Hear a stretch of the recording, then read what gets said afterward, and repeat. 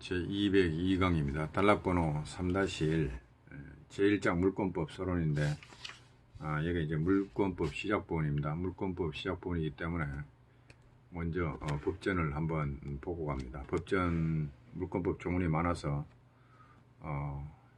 목차만 가지고 한번 봅니다.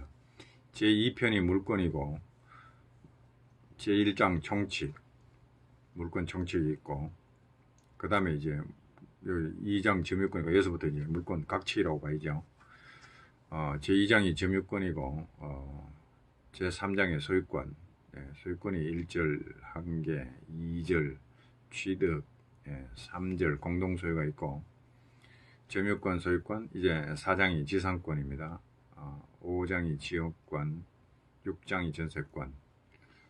이 전세권, 지역권, 지상권을 합쳐서 영익물권이라고 그러죠. 사용수익 물권, 영익물권이고 그 다음에 유치권 7장, 8장의 질권, 질권은 동산질권, 권리질권이 있고 9장 저당권까지, 여기까지가 이제 물권입니다.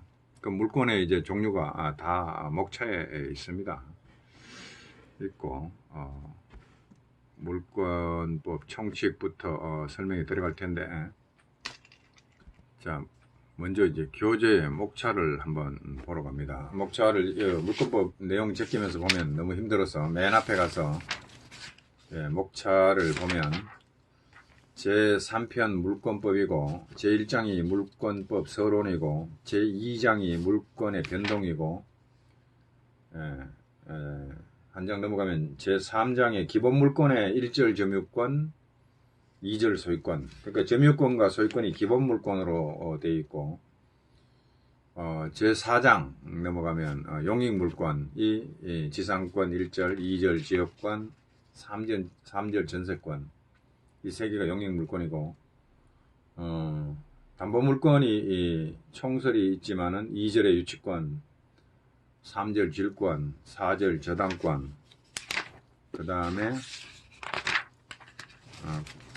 이게 빨리 안 넘어가네요. 그 다음에 비전형 담보물권이 5절 해가지고 이건 이제 우리 법전에 없는 거 5절에 나오네요. 어쨌든 이 목차를 살펴보면 거의 이 법전 순서 그대로 목차가 잡혀 있고요. 앞에 지금 물권법 서론하고 물권 변동 이 부분이 우리 이 법전에 보면 점유권이 각칙이라고 보면 여기까지가 총칙입니다. 191조까지가. 여기가 이제 부동산 물권 변동 185조부터 186조부터 다루는 건데, 물권 총칙에서 지우령 교수님이 물권법 서론과 그 다음에 물권의 변동 186조부터 191조 요거는 191조 물권의 소멸인데 190조까지가 물권 변동. 그러니까 이제 총칙에는 물권 변동에 관한 일반 규정들이 들어있는 거죠.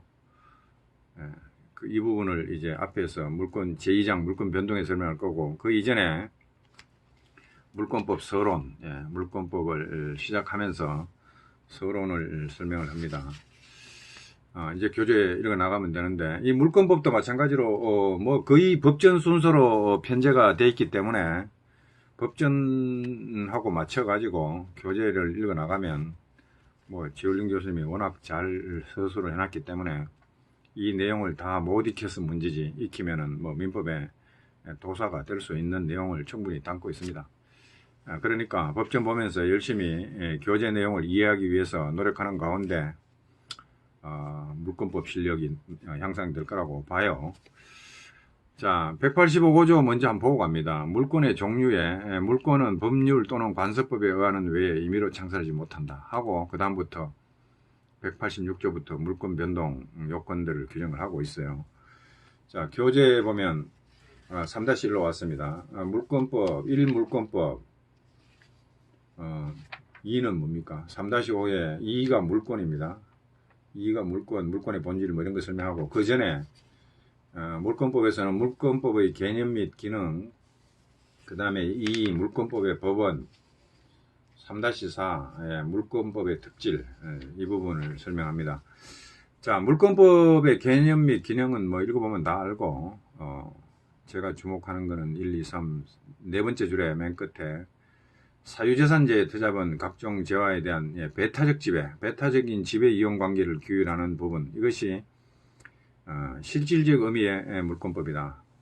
형식적 의미의 물권법은 우리가 앞에서 뭐 실질적 의미의 민법, 형식적 의미의 민법 그렇게 구별했듯이 그대로 그 개념 그대로 쓰면 여기 지금 민법 제2편 물권에 있는 게 형식적 의미의 물권법이겠고, 그 이외에 실질적 내용이 물권을 규율하는 것이면 물권법이겠죠. 그러니까 반드시 민법, 물권법 이런 이름을 달고 있지 않더라도 실질적으로 사법상의 물권 관계를 규율하고 있으면 실질적 의미의 물권법이라고 이해가 됩니다. 그 다음 줄에 보면 이제 물건 기타 객체에 대한 지배관계를 규율하는 게 물권법이다. 물건이나 권리의 객체에 대한 지배관계를 규율한다. 결국 지배자는 사람이죠. 물권자가 물권을 지배하는 관계를 규율한 게 물권법이다. 이렇게 생각하면 되고, 자, 그 다음에 2번에 보면 그냥 가볍게 읽으면 됩니다. 물적 질서를 확립한다. 법적 안정성을 꾀한다. 그렇게 생각하면 되고, 자, 2번에 물권법의 법원을 봅니다. 물권법의 법원은 우리가 민청에서 법원에 관해서 했던 설명 그대로 타당하다 그러고, 여기 185조에 보면 물권 법정주의인데, 이게 물권은 법률 또는 관습, 이게 이제 1조하고 다른 거는, 1조는 뭡니까? 어떻게 표현을 했죠? 1조는 민사에 관하여 법률의 규정이 없으면 관습법에 의한다 이랬고, 이게 이제 보충적 효력설에 따르면 법률이 우선하는 거죠. 법률이 없으면, 규정이 없으면 그때 관습법을 동원하자라고 했는데, 지금 물권법에서는 185조에서 물권의 종류를 그냥 법률 또는 관습법, 이렇게 법률의 규정이 없으면이 아니고 법률 또는 관습법 이렇게 규정을 하고 있습니다. 자, 그렇고 교재 내용을 보면 일단 법률입니다. 법률. 형식적 의미의 물권법은 민법 제2편 이 물권 이거고, 그 다음에 특별법이 많은데 그 밑에 이제 그 작은 글씨로 소개가 많이 나오는데, 이거 필요한 부분을 물권법 교재 내용을 읽어보면 중간중간에 소개가 될 겁니다. 여기서는 그냥 제목만 대략 보고 가죠. 물권 일반 및 용익에 관한, 용익물권에 관한 법, 부동산 등기법, 부동산 등기 특별조치법, 부동산 실권리자 명의 등기에 관한 법률 등등등, 집합건물 소유 및 관리에 관한 법률, 이것도 상세히 나올 거고, 그 다음에 담보물권에 관한 법, 가등기 담보 등에 관한 법률, 동산, 채권 등의 담보에 관한 법률, 이것도 뒤에 상세 소개됩니다. 그 다음에 3번 일반 물권법과 밀접에 관련된 법, 광업법 등등등. 4번 상사에 관한 법규, 상법 중에 유치권, 질권, 선박재단권, 우선특권, 이게 다 물권이다 이런 얘기죠. 그 다음에 지식재산권에 관한 법, 그 다음에 특허법, 실용신안법 등등등.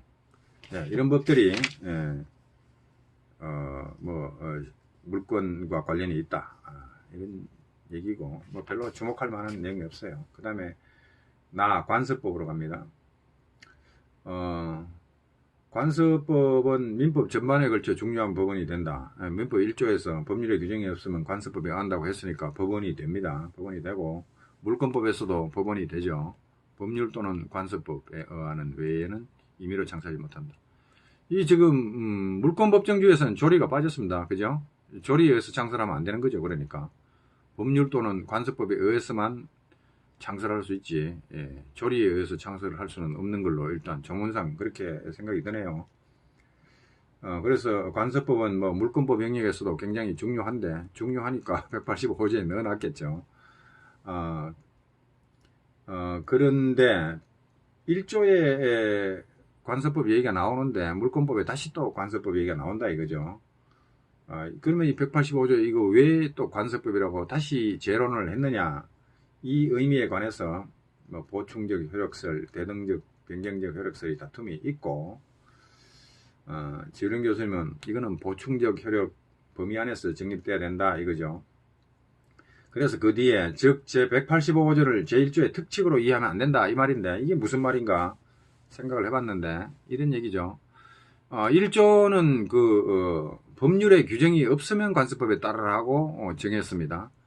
근데 1조가 일반법이고 만약에 185조를 특별 규정이다. 1조에 대한 물권법에서의 법원을 이게 1조에 관한 특별법이다. 이렇게 해버리면 1조를 배제하고 물권에 관해서는 185조만 적용해야 됩니다. 그렇게 되면 185조만 적용한다. 그러면 이제 대등적 효력설이 바로 고개를 쳐들고 나오겠죠. 봐라, 이거 법률 또는 관습법 아니냐. 이 말이나 관습법 또는 법률 하는 말이냐 뭐가 다르냐. 그렇죠. 또는은 그렇습니다. 이거나 저거나. 예, 그래서 법률에 규정이 없으면 관습법이 아니고 법률 또는 관습법 아니냐. 그러면 이게 특별규정이고 1조 배제해버리면 뭐 어떻게 됩니까? 법률이나 관습이나 똑같다. 이런 얘기가 이런 해석이 가능해져 버립니다. 그렇기 때문에 지울령 교수님이 경고하죠. 이거 무슨 1조 범위에서 185조 그걸 이해해야지. 보충적 효력 범위에서 이걸 이해해야지. 예.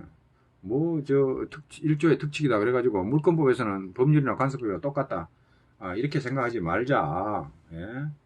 이런 얘기를 하고 있는 것 같아요. 그 정도만. 이게 특별히 문제되지는 않습니다. 그야말로 앞부분의 서론이죠. 그 다음에 3번 판례상 인정된 관습법은 뒤에 또 나올 거고 1-17로 가봐도 있고.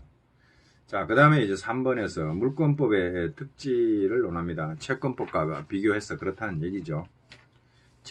채권법과 비교하면 물권법의 특질을 두 가지만 들었는데 하나는 강행규정성, 그럼 채권법은 이미 규정성이 있다는 얘기죠.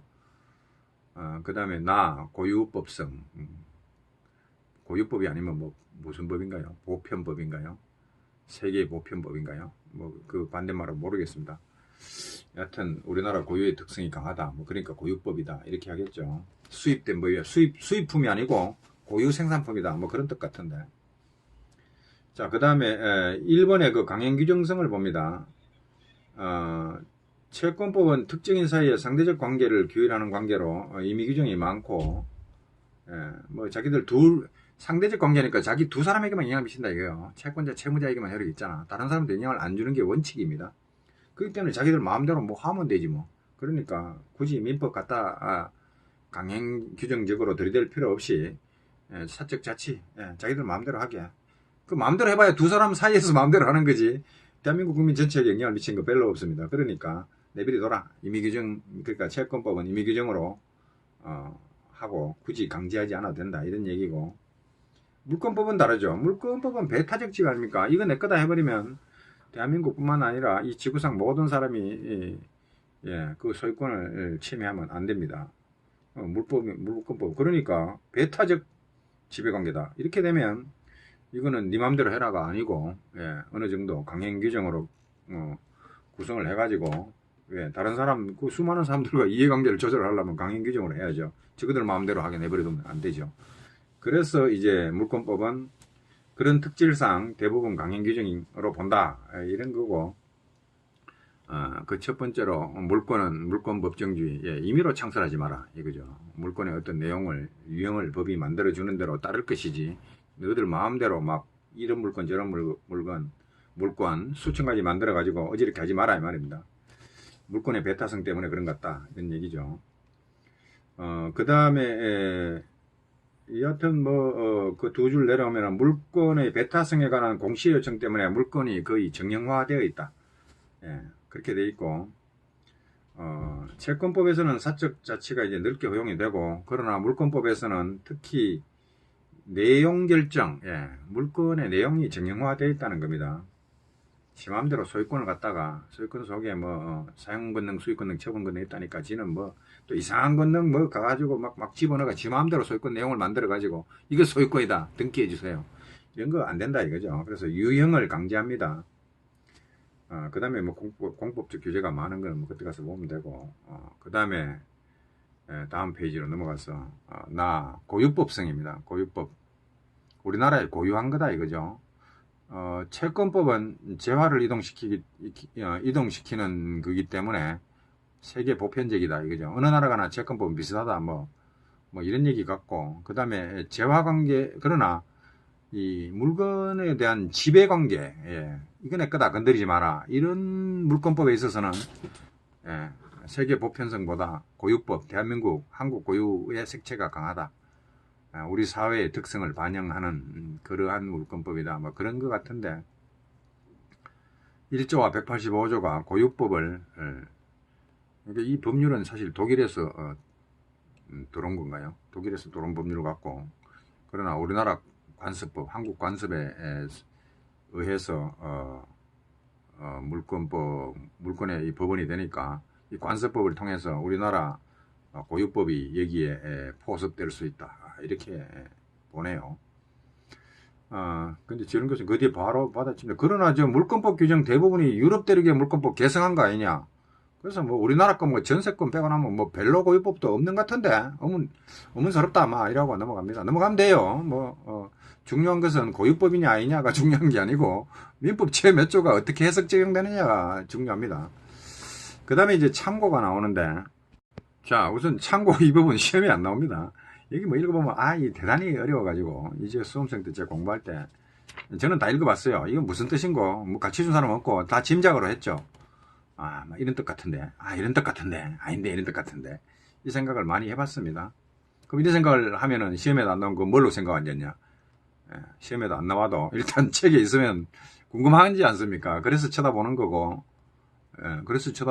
또 이런 거를 비슷하게라도 이해하면 개념적인 훈련이 되는 거죠. 사람이 법학은 개념의 학문이고 우리가 물건을 놓고 수리하는 게 아니라 개념을 놓고 개념과 개념을 연결해 가지고 논리를 연결하고 법을 해석 적용하고 법리를 만들고 전부 개념 조작, 논리 조작입니다. 우리 공부한다는 게 그런 거기 때문에 개념에 강하고 이론에 강하다 이렇게 되면 시험 수험적으로 말하더라도 수많은 판례를 이론 틀 안에 담아버리면 정리가 잘 되죠. 정리정돈이. 그래서 이론 틀을 갖춘다, 개념에 강하다 그러면 시험에도 굉장히 강력합니다. 이론에 강하고 개념에 강한 사람이 시험을 훨씬 잘 칩니다. 그런 바탕은 갖추어집니다. 이게 직접 출제되냐? 로마법적 요소와 게르만법 요소에 대해서 설명하시오. 물론 그런 거 시험에 안 나오죠. 그러나 그렇게 단세포적으로 로마법 안 물어본다 이가 공부할 필요 없고 그런 식으로 재해버리면 여기서 이 책에서 공부할 거 몇 개 안 돼요. 한 200개의 조문만 200개 출제될 거 200개만 골라가 그것만 공부하면 한 20페이지 내로 다 끝날 겁니다. 이 책 읽을 거 하나도 없어요. 그렇게 생각해버리면. 이거 시험에 안 나온다 생각해버리면 읽을 게 하나도 없다고. 뭘로 읽냐고. 시험에 나올 것만 읽으면 되지. 그럼 시험에 40문제, 200개 지문, 200개 지문만 골라 읽고 끝내지. 뭘로 공부합니까? 그렇죠. 그렇게 생각하면 안 되고 이게 다 개념 훈련이 되면서 직접 출제가 안 되더라도 우리의 두뇌작용을 원활하게 만들어주고 개념에 대한 이해를 강하게 만들어주기 때문에 가끔씩 읽는 겁니다. 바쁠 때는 물론 안 읽죠. 처음에만 읽죠. 이해될 때까지만. 자, 이걸 제가 읽어봤는데 독일 물권법이 어떻게 생겼냐. 로마와 게르만법, 로마법이 뭐 유럽 대륙에서 로마법과 게르만법의 요소가 교착되어가 서로 만나가지고 막 들이다 섞였다는 겁니다. 이런 내용 저런 내용이 막 뿌리가 다른 제도가 막 관념과 제도들이 막 들이다 섞이면서 짬뽕이 됐다는 얘기죠. 자, 이러한 양쪽 요소의 혼재 막 섞여 있어가지고 이게 막 이 모순되는 듯한 제도들이 같은 하나의 법률 안에 막 통합이 되어 있다 이런 얘기죠. 그러면 독일 물권법을 물려받은 개성한 우리나라 민법도 물권법에서 마찬가지겠지. 마찬가지. 독일에서 그런 일이 벌어졌으니 그걸 수입해 왔으니 근데 수입했다 이런 말은 죄송합니다. 뭐 개성했다 그러는데 근데 수입하면 얼마 주고 수입합니까? 그건 모르겠어. 근데 법은 그냥 막 들고 되는가? 독일 물권법 사올 때 얼마 주고 사는 거 아닙니까? 그런 거 아닌 것 같아. 한국에서 그거 보고 그냥 만들어 보면 되는 거지. 저작권 이런 거 안 나오나? 독일에서도 우리나라 물권법도 저작권이 그런 얘기 안 하는 것 같아요. 왜 한국에 맞게 창조했잖아요. 사람들은 무슨 저작권 같은 소리가 앉았어. 이렇게 딱 치면 돼. 전세권 봐라 이 사람들. 이 독일에 있나 이 사람들은. 이렇게 해서 방어하면 되고. 자, 그 다음에 우리 물권법에서도 마찬가지인데 물권법들의 규정을 다음같이 나누어 볼 수 있다. 크게 이제 두 부류로 나누는데 동그라미 1번은 로마법적 요소, 개인주의적 관념에 입각하여 추상적 지배권으로서 엄청 어렵습니다. 2번 GEVER 이게 어떻게 읽어요? 이거 독어식으로 읽으면 게베레 이렇게 읽어야 되는데 그러니까 저는 독하게 했기 때문에 게베레 하고 말았어요. 뭐 이거 시험지에 써보란 말도 없고 이거 발음해봐라 그런 거 시험에 안 나오니까 편안하게 게베레 예. 이거 근데 포제시오와 개베레가 어디 나오냐면 526페이지에 가면 다시 설명이 나옵니다. 그 부분을 살짝 읽고 와가지고 대략 이해하고 넘어갑시다. 이거 여기서 뿌리 뽑으려 하지 말고.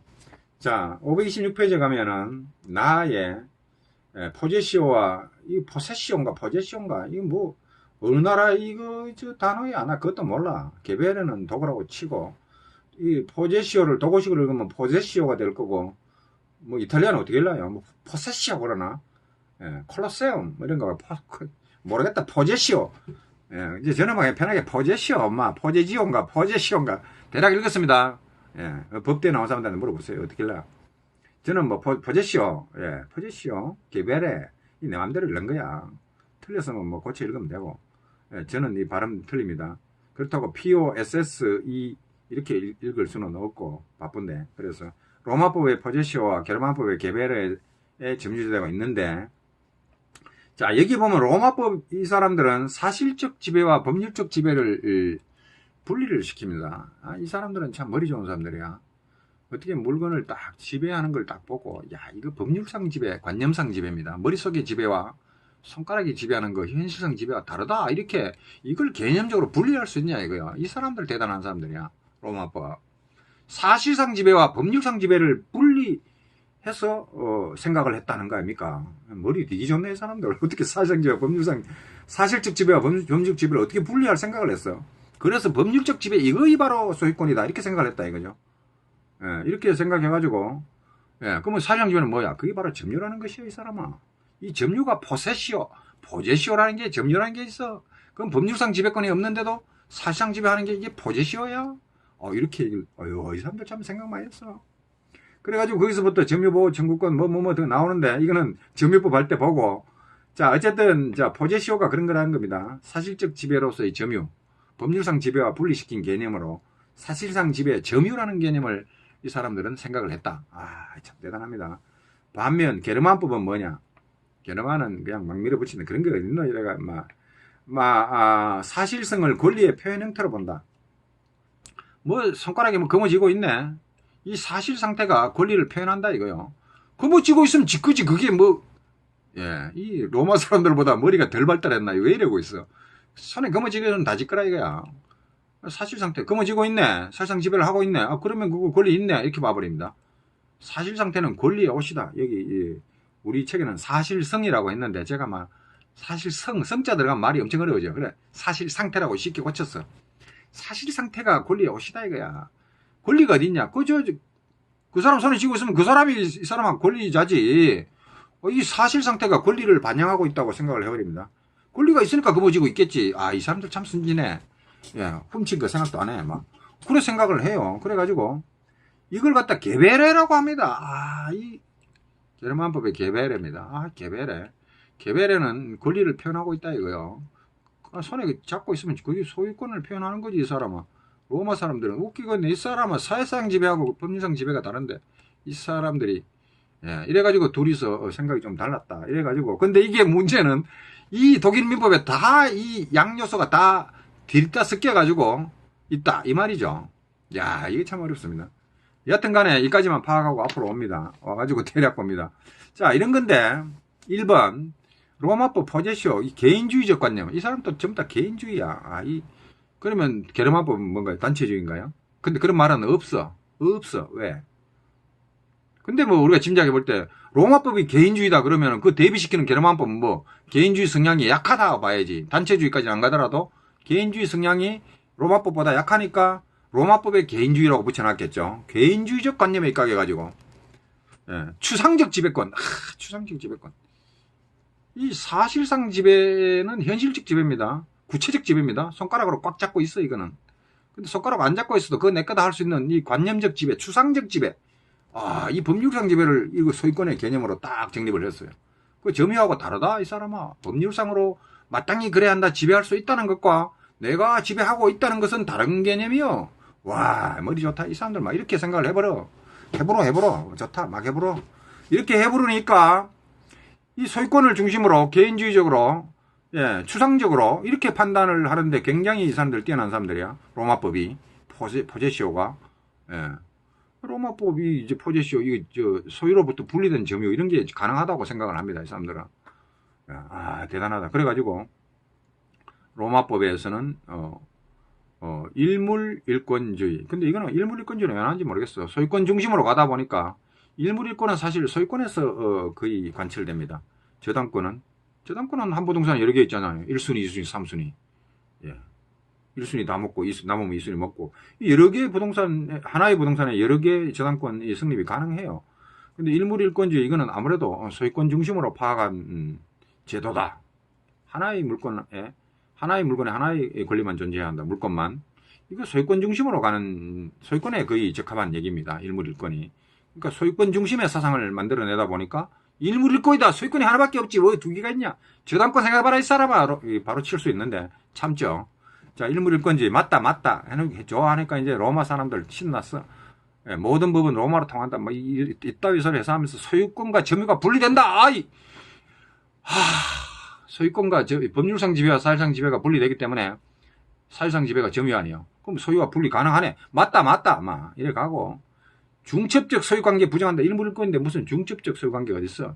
예, 없습니다. 이래 가고, 그 다음에 소유권과 제한물권 준별. 예, 소유권 중심주의인데, 예, 소유권을 딱 지키다 보니까 뭐 이상한 물건 나오면 너는 뭐 사용수익권밖에 없어. 너는 용익물권, 제한적인 물건밖에 안 되잖아. 뭐 이렇게 소유권과 제한물권을 준별한다. 근데 이거는 소유권과 제한물권을 왜 준별하는지 모르겠습니다.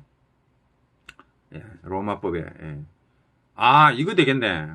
이 소유권은 그냥 관념적 지배 아니야. 법률상 지배, 추상적 지배밖에 안 되잖아. 그럼 제한물권 주고 네 사용수익 네가 해라 실제로. 이렇게 해도 나는 계속 법률상 지배는 하고 있다. 뭘? 내 소유권은 내가 가지고 있다 이거요. 보면 딴 사람이 다 점유해가 사용수익, 예, 지상권자가 다 그 땅을 사용수익하고 있어도 소유자가 나 법률상 지배권 있어. 처분권은 가지고 있어. 뭐 이런 식으로 추상적 관념적만 지배하니까 그거 가능하다 이거요. 제한물권 네가 현실적 지배를 해. 사용수익해. 그러니까 소유권과 제한물권이 준별이 가능하다. 이렇게 나가나요? 이런 건가요? 뭐 이런 생각이 들고, 잘 모릅니다. 이런 생각이 든다는 거야. 그죠? 개인주의적 소유관념. 이 로마법 개인주의입니다. 이 사람들. 단체가 없어. 예. 없기는 아니겠죠. 개인 중심으로 간다는 얘기겠죠. 2번, 게르만법. 개별의, 이거 점유, 이거 권리 오다냐. 점유와 소유가 어떻게 분리되는 거야? 일체지, 이 사람들아. 점유 있는 것에 소유 있다. 막 이렇게 가버려. 예, 로마하고 상당히 다르네. 예, 게르만은 동쪽이고 로마는 서쪽이잖아. 동서가 다르잖아. 예, 달라요. 다를 수 있지. 자, 그래서 게르만법은 점유와 소유를 일체로 파악한다. 그래가지고 동산과 부동산을 구별해야 된다. 왜 동산과 부동산을 구별해야 됩니까? 예, 이게 공시 방법이 달라서 그런 것 같아요. 왜냐하면은 제 생각인데, 로마는 말이요, 동산 부동산 그 뭐 별로 구별이 할 게 있나? 어차피 법률상 지배하고 사실상 지배가 다른데 뭐 점유한다고 다 지거 아니잖아. 왜? 법률상 지배를 해야 지거지, 지 소유지, 이 사람들은. 사실상 지배한다고 다 지거예요? 그거 아니지. 이 개념이 워낙 분리가 잘 돼 있어가지고, 동산이건 부동산이건 보고, 뭐 사실상 지배, 법률상 지배, 이거 별도로 생각하면 돼. 이래가 다 해결할 수 있는데, 뭡니까? 게르만 사람들은, 그 물건을 붙잡고 있으면 다 지거라고 생각해. 권리의 옷이다, 사실상태는. 사실상 지배에 있는 곳에 법률상 지배에 있다. 뭐 이런 식으로 법률상 지배로부터 사실상 지배가 우러나온다. 일체다. 이렇게 일체로 파악해버리니까 그 사실상 지배하고 있으면 그건 법률상 지배하고 있는 거 아니야? 이렇게 생각한다 이거요. 그러면은 이 공시 방법 할 때 동산은 점유 갖고 있으면 동산 점유를 이전하면 물권 변동 일어난다. 공시 방법 갖췄다. 좋은데 부동산을 이거 점유를 가지고 이거 하려 그러니까 부동산이 너무 무거워. 땅에서 안 떨어져 이 부동산이. 야, 이거는 지금 어떻게 공시할 거야? 이렇게 하다 보니까, 점유와 소유를 일체로 파악하고, 예, 하다 보니까, 그래. 이거는 안 되겠다. 동산과 부동산이 좀 다르네. 예. 동산은 거머쥐고 있는 사람이 다 지거라고 보면 무난할 것 같은데, 이 부동산은 말이야. 부동산 사고 팔고, 부동산 빨리 옮겨가라 하니까 못 옮겨가고 이러니까, 이건 이건 진짜 등기해야 되겠다. 부동산은 너무 무겁다. 못 들고 다니잖아. 예, 그래서 이 부동산을 점유를 통해 가지고 물권 변동 이렇게 하기 너무 힘드네. 그러니까 등기제도 만들자. 그러다 보니까 동산과 부동산이 구별이 돼 가지고 동산은 등기로 가고 부동산은 들고 다니는 걸로 하고 이렇게 합시다. 이럴 공시제도의 어떤 필요성 때문에 왜 이 점유, 공시 방법이 있는 곳에 권리 있다. 이렇게 생각하기 때문에, 그죠? 공시 방법이 다른 부동산과 동산은 구별해야 안 되겠나. 이런 쪽으로 생각이 기울어 간 것이 아닌가. 다 추측입니다. 제가 하나도 몰라요. 이렇게 되는데, 로마 사람들은 동산, 부동산 안 그래도 사실상 지배가 따야 그 소유냐, 법률상 지배를 또 생각해 봐야지. 이렇게 하지만, 이 게르만 사람들은 사실 상태가 바로 권리라고 생각해 버리니까, 동산 들고 다니면 되는데, 부동산은 못 들고 다니잖아. 그러니까, 야, 이건 등기해 놓자. 등기부 보고 판단하자. 이런 식으로 필요성이 안 생겼겠나. 추측입니다, 다. 그 다음에 선의 취득. 야, 이거 권리자로부터, 점유만 취득해버리면은 선의로, 그냥 내 거 돼버려. 이거 바로 점유 있는 곳에 소유 있다는 이 발상에서 나온 거죠. 예, 우리 로마에서는 그렇게 안 살아. 사실상 지배와 법률상 지배가 다른데 그거 네가 점유 이전 받았다고 그게 법률상 지배가 이전된 거 맞아? 그 분리돼서 노는 건데 이렇게 하면 선의 취득이 잘 인정이 안 됩니다. 근데 로마식 사고방식 가면 야, 그 점유 그게 바로 권리를 표현하고 있는 거잖아. 그럼 그거 들고 왔으면 권리 취득한 거지. 그 권리자인데. 그러면 선의 취득하면 되지 사람아. 이런 식으로 막 취득을 해버립니다. 이게 이제 게르만적 사고방식이죠. 그 다음에 총유와 합유. 로마는 개인주의 아닙니까? 공유 지분 나눠가지고 지분 처분의 자유 막 인정합니다. 그러나 이 총유 합유, 이 게르만은 개인주의성이 약하든지 단체성이 강하든지 둘 중에 하나예요. 그래가지고 총유, 떼거리로 막 모여가지고 막 지 맘대로 처분 못하는 그런 공동소유 형태를 인정을 해버립니다. 야, 묶여서 살아라. 총유 합유. 야, 이런 것도 인정했다. 여기까지 갑니다. 그러니까 이런 생각이 들고 다음에는 물권의 본질, 물권으로 갑니다.